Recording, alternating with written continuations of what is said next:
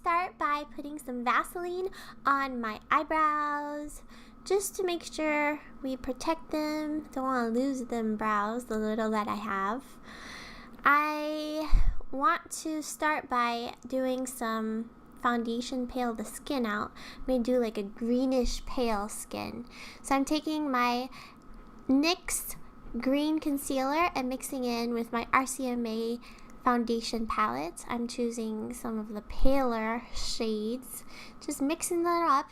The RCMA palette, that foundation needs to really be warmed up and like worked with to make emollient because it's like pure pigment.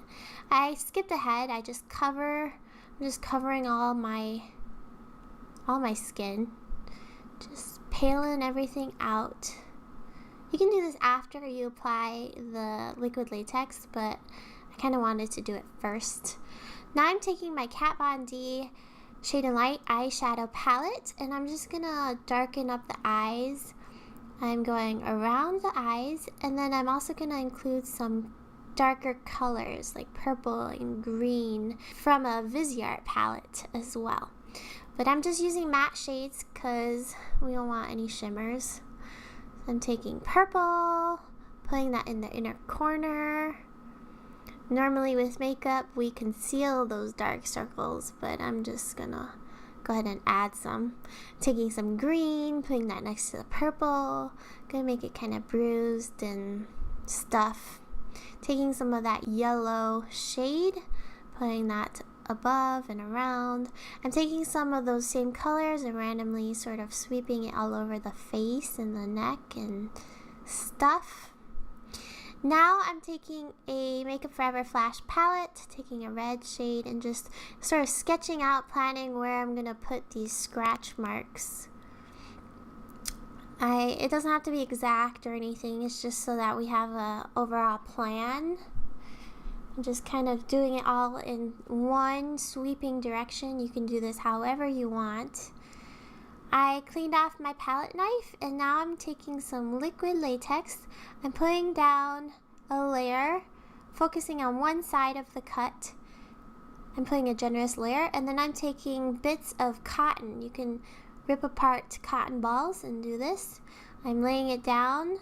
It's always better to put a little bit less cotton and a little more latex than you think. It makes it easier.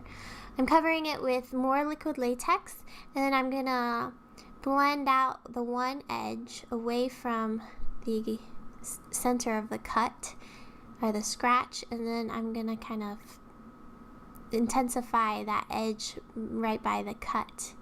And then we'll go ahead and do it on the other side as well to build like a little wall or a little canal, a little divide. I don't know. You know, we want to make like a scratch mark. You can do this however you want. I'm just taking my time and sort of building it up. I want to kind of make it look moldy, so I'm kind of creating some texture. Again, more latex and less cotton. That's what kind of makes this a little bit easier. I'm using the little palette knife and making sure there's like a scratch mark in the middle of the two strips that I'm making. Just going to do this all over the face, everywhere I want. You could put as many or as little as you want. And I want to make sure that I let this latex dry before I, continue on with the painting portion. Just shaping it all, trying to make it smooth. Not so great at making it super smooth, so I just made it really bumpy. But I think the smoother the better, the more realistic. I just kind of did whatever I wanted. Just patting it down, drenching it in liquid latex. We're like sandwiching the cotton in liquid latex.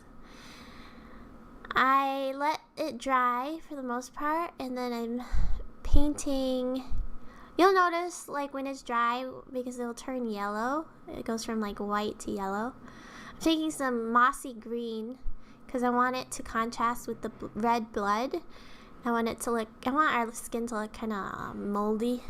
So I'm just going over it. This is from a Flash palette from Makeup Forever. I'm taking more of the RCMA foundation, and I'm going over that dark or green shade. I'm gonna try and blend it in with the rest of my skin. I could have done a better job with this, but yeah. Now I'm taking some fake blood and I'm putting it inside the cuts, inside the wounds. This fake blood is from Makeup Forever. It's like congealed blood or like thickened blood, dried blood, I don't know. But I didn't want to do like the liquidy kind, although I do have some of the liquidy kind, but I'm just like patting this into the cuts as if they've kind of dried a little bit. Darken up around the eyes. I wanted to intensify the colors a little bit more. I also forgot to film it, but I did put some darkening tooth enamel to make my teeth look dark and gross. Have something. Now I'm blending away, just playing around with colors and stuff. I wasn't very exact or anything. I was just having fun. And contour. So I'm taking like a black shade from the Flash palette and I'm just deepening the cheekbones, making it a little more skeleton-like, and I'm intensifying my collarbones just so that they photograph a little bit better. So if you're really thin, then maybe you don't need to do this, but I am not, so I just wanted to make it a little bit more intense. I went in with some white, and then I realized I probably should have waited to do the blood, so we probably want to do the blood last. I'm adding some random veining, and then I'm going over it with some foundation, just to kind of make the veining look like it's underneath the skin. You can do as much or as little of that as you want. I just did it very subtly, mainly because I was lazy. But I'm putting more blood since I covered it. That was kind of dumb. But I'm going to put blood back into those crevices. I'm fixing up my hair, judging it, messing it up, making me look a little bit crazy. So my idea for this was that like I'm a crazy person sort of in an insane asylum or something, and I scratch my face until my face is moldy and gross and I never sleep and just bloody. My hands are bloody. So I put blood in my hair a little bit and kind of put a little bit of smeared blood on my skin and on my hands.